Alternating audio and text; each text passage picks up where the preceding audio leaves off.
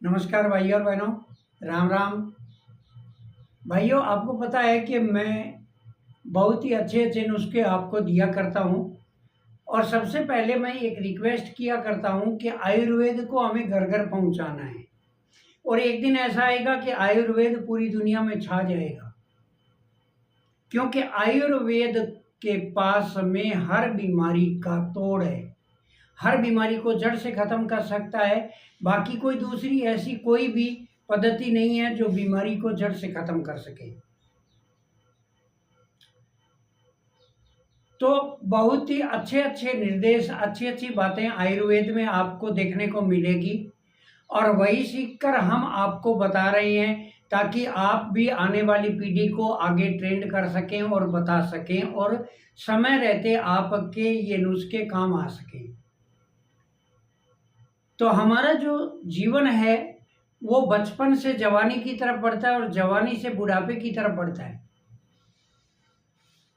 बचपन से जवानी की तरफ जाता है तो हमें बहुत जोश होता है, लेकिन वही जोश जैसे जैसे हम जवानी से बुढ़ापे की तरफ बढ़ना शुरू करते हैं तो हमारा कम होता जाता है, क्योंकि हमारी मशीनरी धीरे धीरे पुरानी होती जाती है, हमारा शरीर पुराना होता जाता है।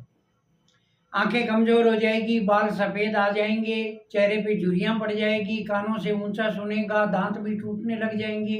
ये सब उम्र के हिसाब से होता है। तो जो इंसान, मेरे कहने का मतलब है कि जो इंसान उम्र के साथ साथ अपने आप को चेंज कर लेता है और समय रहते आयुर्वेद का सहारा ले लेता है, तो वो इंसान कभी डिफीट में नहीं जाता, वो इंसान कभी बीमारियों का घर नहीं बनता।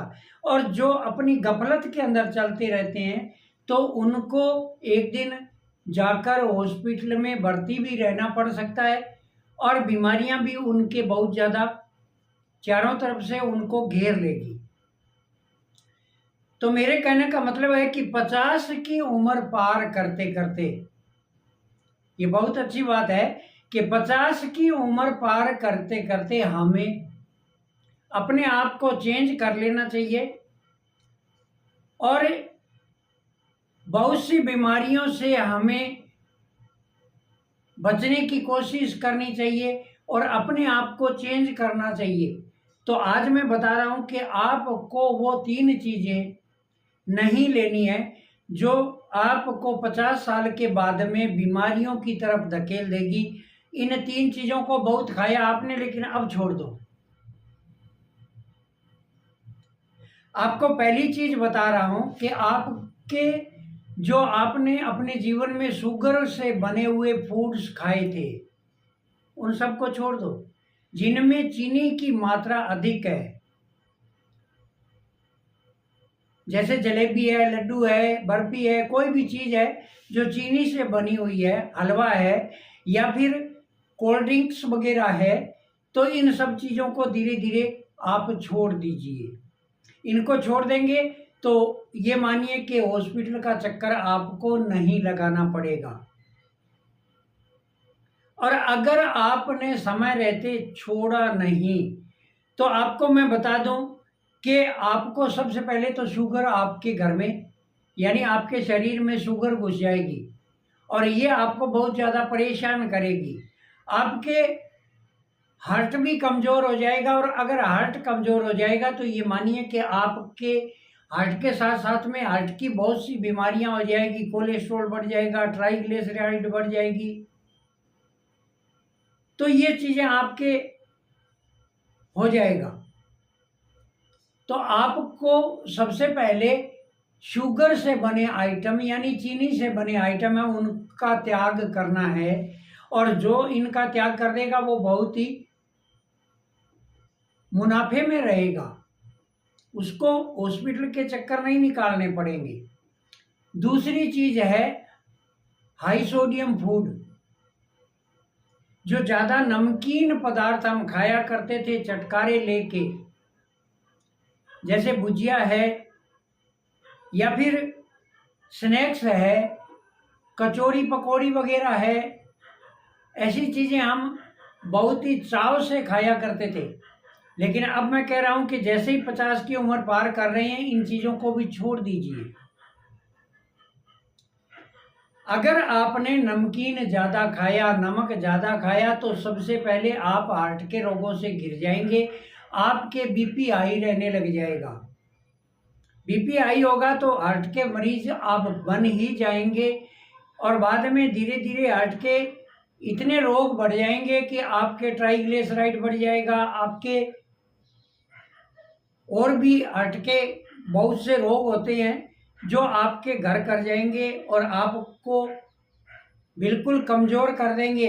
हार्ट एक ऐसी चीज़ है, हमारा मुख्य पार्ट है हार्ट, और यही कमज़ोर हो गया तो ये मानिए कि हमें बिल्कुल लाचार होना पड़ेगा। उस टाइम हर चीज़ हमें छोड़नी पड़ेगी, नहीं छोड़ेंगे तो डॉक्टर छुड़वा देंगे। इससे पहले कि डॉक्टर हमें कोई आदेश दे, हमें इन चीज़ों को पहले ही छोड़ देना चाहिए, ताकि हम डॉक्टर के पास जाएंगे ही नहीं, जाने से बच जाएंगे। और तीसरी चीज़ होती है रिफाइंड फूड, यानी मैदे से बने हुए जो भी पदार्थ हैं वो सब के सब छोड़ दो। मैदे से आप नूडल्स है, पास्ता है, या फिर आप चने भटूरे वगैरह खाते थे, या जो भी चीज़ आप मैदे से बनी हुई, कचौरी वगैरह ये भी मैदे से बनती है, तो जो भी चीज़ें मैदे से बनने वाली है और हम खाया करते थे उन सबको छोड़ दो। अगर मैदे से बनने वाली चीज़ों को हम नहीं छोड़ेंगे तो एक दिन डॉक्टर छुड़वा देगा और मजबूर हो जाएंगे हम बीमार होने के लिए। सबसे पहले हमारे शरीर में हमारी आंतें खराब होगी, और आंतें खराब होगी तो हमारा हाजमा खराब हो जाएगा, हमारे एसिडिटी बनने लग जाएगी, तेजाब आना शुरू हो जाएगा, तेजाब बनेगा, ब्लोटिंग, पेट में ब्लोटिंग होना शुरू हो जाएगी। और ऐसा सब होने के बाद में जब हाजमा गड़बड़ा जाएगा तो ये मानिए कि हमारी कब्ज हो जाएगी, और कब्ज हो गई तो हजारों बीमारियां हमारे रोकते रोकते पूरे शरीर में घुस जाएगी, और फिर हमें हॉस्पिटल जाना ही पड़ेगा, एडमिट होना ही पड़ेगा, और इतनी इतनी दवाइयाँ रोज खानी ही पड़ेगी। तो जो समय रहते मेरी बात को मान लिया और इन तीनों चीज़ों को छोड़ दिया, वो आदमी हॉस्पिटल नहीं जाएगा, वो बच जाएगा हॉस्पिटल जाने से। थोड़ा बहुत अगर आयुर्वेद का थोड़ा सा नुस्खा ही उसने कर लिया तो बिल्कुल वो सही हो जाएगा, और जो थोड़ी बहुत गड़बड़ होती है उसका मैं नुस्खा बताता रहता हूँ, और जो आदमी मेरे बताए नुस्खे को कर लेता है वो बिल्कुल ठीक हो जाता है। तो आप भी इन 3 चीज़ों के ऊपर गौर करिए और छोड़ दीजिए आज मेरे कहे अनुसार। अगर छोड़ देंगे तो हॉस्पिटल जाने से बच जाएंगे। आप इनको छोड़ देंगे तो मुझे बहुत खुशी होगी, इसलिए मैं बार बार आपको कहूँगा कि इन चीज़ों को छोड़ दीजिए, आप इनको छोड़िए। हम मिलते हैं अगले वीडियो में बहुत ही जल्दी एक नए वीडियो के साथ। तब तक के लिए जय हिंद, जय भारत।